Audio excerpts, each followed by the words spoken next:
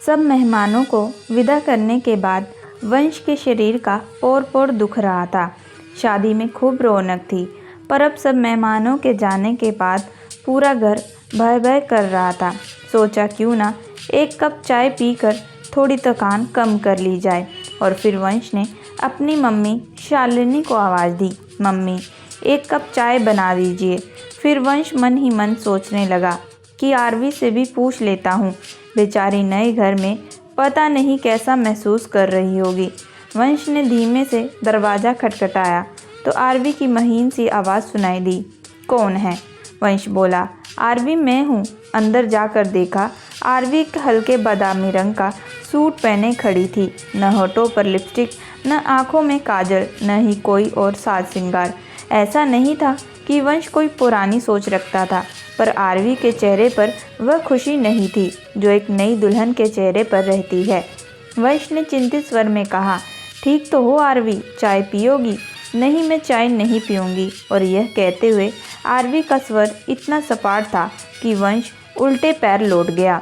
मन ही मन वंश सोच रहा था कि न जाने कैसी लड़की है। उसने तो सुना था कि पत्नी के आने से पूरे जीवन में खुशी की रुंझन हो जाती है, पर आरवी तो न जाने क्यों इतनी सिमटी सिमटी रहती है। रात को वंश कितने अरमान के साथ आरवी के पास गया था, कितनी सारी बातें करनी थी, पर उसने देखा आरवी गहरी नींद में सोई हुई है। वंश को थोड़ी निराशा हुई, पर फिर लगा हो सकता है बेचारी थक गई होगी, वैसे भी पूरी उम्र पड़ी है बात करने के लिए। अगले दिन वंश अपने दोस्त नीरज से यह बात बोल ही रहा था तो नीरज बोला, कुछ समय दो, एडजस्ट हो जाएगी। वैसे भी लड़कियां अपना घर परिवार सब कुछ छोड़ कर आती हैं तो उन्हें एडजस्ट होने में कुछ समय लगता है। आज रात वंश और आरवी अपने हनीमून के लिए मलेशिया जा रहे थे। वंश ने खुश होते हुए कहा, आरवी पैकिंग करने में मदद करूं क्या? आरवी ठंडे स्वर में बोली, थैंक यू वंश, मैंने कर ली है। वंश को यह देखकर बहुत आश्चर्य हुआ कि आरवी का बस एक छोटा सा बैग था जिसमें 4 या 5 टी शर्ट और 3 जीन्स थी। आरवी से बड़ा तो वंश का ही बैग था। वंश के जीवन में आरवी पहली लड़की नहीं थी, उसकी पहले भी गर्लफ्रेंड रह चुकी है। लड़कियों को तो कपड़ों, गहनों और मेकअप का कितना शौक होता है। पूरे रास्ते विमान यात्रा में भी आरवी के मुंह पर चुप्पी का ताला लगा हुआ था। वंश तो आरवी की सादगी पर पहले दिन से ही मोहित था। वंश ने सोचा शायद आरवी हनीमून में थोड़ी घुल मिल जाएगी। रात को आरवी बाथरूम से नहा कर निकली तो बच्चों जैसा नाइट सूट पहनी थी। वंश का स्वाद जल गया। वंश झलझला कर बोला, आरवी तुम्हें शादी का मतलब पता है या नहीं? आरवी कुछ न बोली, पर उसकी आंखों से टप टप आंसू गिरने लगे। वंश घबरा गया और बोला, आरवी मेरा वह मतलब नहीं था, सॉरी, मैं तुम्हारा दिल नहीं दुखाना चाहता, पर तुम मुझसे इतनी दूर क्यों रहती हो? आरवी बोली, वंश मुझे कुछ टाइम दो। आरवी मैं तैयार हूँ। हनीमून में भी दोस्ती करने की सारी कोशिश वंश ही करता रहा। आरवी वहाँ होकर भी नहीं थी। वंश को समझ नहीं आ रहा था कि वह क्या करे, किससे बात करे। दोस्तों से बात करेगा तो वह उसका मजाक उड़ाएंगे कि वह अपनी बीवी को काबू में नहीं रख पाया। और आरवी का बर्फ़ जैसा ठंडा व्यवहार वंश को अंदर तक जला देता था। वह जैसे ही रात में आरवी के करीब जाने की कोशिश करता, आरवी उससे दूर हो जाती। वंश को ऐसा महसूस होता जैसे वह कोई बलात्कारी हो। कभी वंश को लगता कि आरवी के मम्मी पापा से बात करे या उसकी सहेलियों से कि आरवी को कोई समस्या है। मलेशिया से सीधा वंश और आरवी मुंबई चले गए, जहाँ वंश की नौकरी थी। अगले दिन वंश के ऑफिस जाने के बाद आरवी ने घर की काया ही पलट कर दी। वंश जब लौटा तो चकित रह गया। आरवी की चुप्पी तो नहीं टूटी थी, पर वह घर में वंश के साथ रच बस गई थी। एक दिन वंश आरवी से बोला, घर की याद आ रही है क्या? तुम शादी के बाद एक बार भी अपने घर नहीं गई हो। तुम्हारे पग फेरे की रस्म भी होटल में कर दी गई थी। आरवी ने कहा, नहीं वंश, मैं ठीक हूँ। वंश को याद आया कि आरवी को उसने कभी अपने घर पे बात करते नहीं देखा और न ही वो और लड़कियों की तरह सारा दिन अपने मोबाइल में लगी रहती है। रात के 8 बज गए थे। वंश अभी दफ्तर से नहीं आया था। आरवी बेचैनी से वंश की प्रतीक्षा कर रही थी। जैसे ही वंश ने घंटी बजाई, आरवी दौड़ कर आई और बोली, कहाँ चले गए थे? वंश मुस्कुराते हुए बोला, आरवी कपड़े बदल लो, चलो आज डिनर पर बाहर चलते हैं। आरवी एक सादा सा कॉटन का सूट पहनने के लिए निकली थी। तभी वंश बोला, रुको। फिर शिफॉन का मेहरून रंग का गाउन निकालकर आरवी को दिया और साथ में मोतियों का सेट। तब आरवी तैयार होकर आई तो वंश बोला, आरवी आज इतनी सुंदर लग रही हो कि आंखें नहीं ठहर रही। आरवी शर्माते हुए बोली, वंश तुम कुछ भी बोलते रहते हो। वंश कार ड्राइव करते हुए सोच रहा था, शुक्र है कम से कम आरवी हंसी तो। डिनर करते हुए वंश ने आरवी से उसके शौक़ और दोस्तों के बारे में बातचीत करी, पर परिवार की बात करते ही आरवी चुप हो गई। वंश को इतना तो समझ में आ गया था, कोई बात तो है जो आरवी के परिवार से जुड़ी है। 1 माह बीत गया था। आरवी बोलती तो अब भी कम थी, परंतु इस जीवन में रच गई थी। वंश की पसंद नापसंद को आरवी जान चुकी थी। खाने में क्या बनाना है जैसी छोटी सी बात को भी वह वंश से 10 बार पूछती थी। कोई भी फैसला आरवी अपने आप लेने में सक्षम नहीं थी। देखते ही देखते करवा चौथ का त्यौहार आ गया। वंश ने आरवी के लिए मम्मी के कहने अनुसार साड़ी, गहने और चूड़ियाँ ले आया था। करवा चौथ से 1 दिन पहले वह शाम को ही आ गया था। उसने आरवी को कुछ नहीं करने दिया। उसके हाथों में मेहंदी लगवाई और रात का खाना बाहर से पैक करवाया। रात में वंश ने आरवी को अपने हाथों से खाना खिलाया तो आरवी बोली, वंश आई एम वेरी हैप्पी। वंश बोला, आरवी मैं कब हैप्पी बनूंगा? आरवी वंश की बात सुनकर एकदम से सकपा गई। करवा चौथ की रात को आरवी इतनी सुंदर लग रही थी कि वंश अपने आप को रोक नहीं पाया, पर आरवी के बर्फ़ जैसे ठंडे शरीर को बाहों में लेते ही वह सिहर उठा। अब तो वंश को लगने लगा था शायद वही नामर्द है जिस कारण आरती को वह उत्तेजित नहीं कर पाता। वंश इतना परेशान हो चुका था कि उसने फैसला कर लिया था कि वह 3-4 दिन के लिए गोवा चला जाएगा।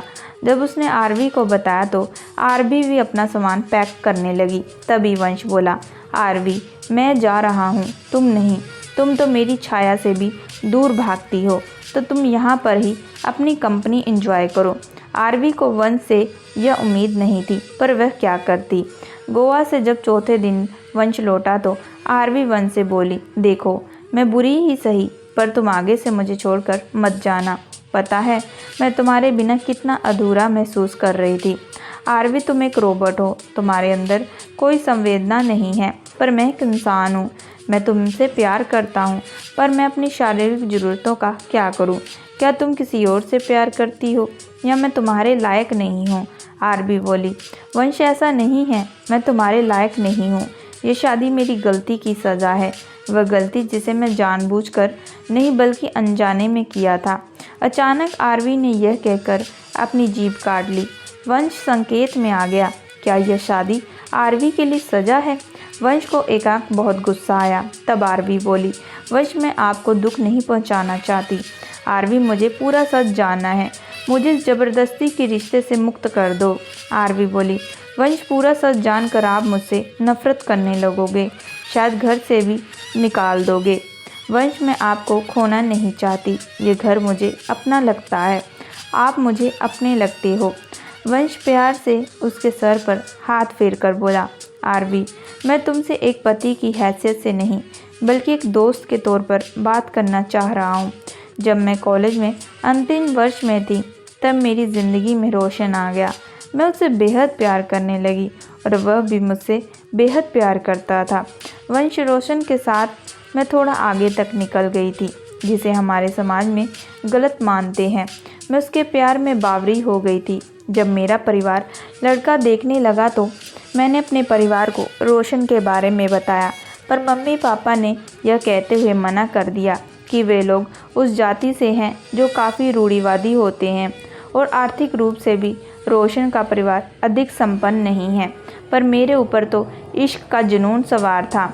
मैंने रोशन को सारी बात बताई तो उसने कहा, कुछ सोचने का समय दो। एक दिन जब मुझे पता चला कि आप लोग मुझे मिलने आ रहे हैं। तो मैं रात को घर से निकल गई और रोशन के फ्लैट में पहुंच गई। रोशन मुझे इस तरह देखकर हक्का बक्का रह गया। फिर रोशन मुझे एक कमरे में ले गया और बोला कि चलो आज फिर से सुहागरात मना लेते हैं। मैं घबरा गई और बोली कि रोशन प्लीज़ अभी नहीं, तुम कुछ भी करो पर मुझे अपना बना लो। मैं तुम्हारे अलावा किसी और के बारे में सोच भी नहीं सकती। इस पर रोशन हंसते हुए बोला कि जान वही तो करने की कोशिश कर रहा हूँ। मैंने जैसे ही रोशन को धक्का दिया तो वह तिलमिला उठा और बोला कि निकलो यहाँ से, मैंने कोई धर्मशाला खोल नहीं रखी है। निहायत ही ठंडी हो तुम, पहली बार भी तुम एक लाश की तरह पड़ी थी। जब मैं रोशन के हाथों से अपमानित होकर अपने घर पहुंची तो मम्मी ने मुझे आड़े हाथों लिया, भैया ने 3-4 थप्पड़ लगा दिए, पापा मुझे नफ़रत भरी नज़रों से देख रहे थे। सबने मुझे चरित्रहीन और गिरी हुई लड़की मान लिया। किसी ने मुझसे कोई बात नहीं की। मैं अंदर ही अंदर टूट गई थी कि कोई तो मुझसे बात करे, मेरे साथ मेरे दर्द को बांटे। वंश मेरी गलती बस इतनी थी कि मैंने रोशन पर भरोसा किया, पर कभी लगता है कि मैं बेवकूफ़ हूँ, मुझे कोई फ़ैसला लेना नहीं आता। फिर लगता है शायद रोशन ठीक ही कहता है। आप लोग कब आए, कब मेरी शादी तय हुई, मुझे कुछ याद नहीं। फिर वह आगे बोलती रही, मैं आपके काबिल नहीं हूँ। मैं आज तक तुम्हारे साथ पति पत्नी का रिश्ता नहीं बना पाई। शायद मैं कभी किसी पुरुष को खुश नहीं रख पाऊँगी। वंश सारी बातें सुनने के बाद बोला, आरवी तुम्हारी कोई गलती नहीं है, तुम क्यों खुद को सज़ा दे रही हो। तुम्हें रोशन जैसे लड़के ने कुछ भी कहा और तुमने उसे सच मानकर स्वीकार कर लिया। नई ज़िंदगी को खुले दिल से स्वीकार करो। अगर मैं पसंद नहीं हूँ तो मैं खुद तुम्हें इस रिश्ते से मुक्त कर दूँगा, अन्यथा खुद को इन पूर्व ग्रहों से मुक्त करो। आरवी झुकते हुए बोली, वंश क्या आप मुझे चरित्रहीन गिरी हुई लड़की नहीं मानते हो। आरवी उस हिसाब से मैं अधिक चरित्रहीन हूँ, क्योंकि मेरी ज़िंदगी में भी तुमसे पहले 3 लड़कियाँ आई थी। आरवी फिर सहमते हुए बोली, अगर मैं आपको पूरी उम्र पत्नी का सुख नहीं दे पाई तो आरवी मेरे लिए तुम्हारा प्यार और सम्मान शारीरिक नज़दीकी से अधिक ज़रूरी है। फिर डॉक्टर किस मर्ज की दवा है। सबसे पहले अतीत के पन्नों को फाड़ दो, खुद को अतीत से मुक्त करके मुझे खुले दिल से अपना लो। और इसका एक ही तरीका है, रोशन और अपने परिवार के साथ साथ खुद को भी माफ़ कर दो। तुम्हारे परिवार ने जो भी किया वह सही है या गलत मुझे नहीं पता, पर उन्हें माफ़ कर दो और आगे बढ़ो। जब तक तुम खुद को अतीत से मुक्त नहीं करोगी, इस रिश्ते को अपना नहीं पाओगी। उस रात घर का कोना कोना खुशी से भरा था। आरवी लाल और हरे साड़ी में बहुत सुंदर लग रही थी। वंश आगे बढ़कर आरवी को गले लगाने ही वाला था कि कुछ सोचते हुए एक आंख रुक गया। आरवी ही चुपके से वंश के गले लग गई। तब वंश को ऐसा महसूस हुआ मानो आज वास्तव में आरवी अपने अतीत से मुक्त होकर उसकी बाहों में पिघल रही थी। दोस्तों, मैं आशा करती हूँ कि आप लोगों को ये कहानी पसंद आई होगी। अगर आप लोगों को ये कहानी पसंद आई है सो प्लीज़ हमारे चैनल को लाइक एंड सब्सक्राइब ज़रूर करिएगा एंड बेल आइकन का बटन ज़रूर दबाइएगा।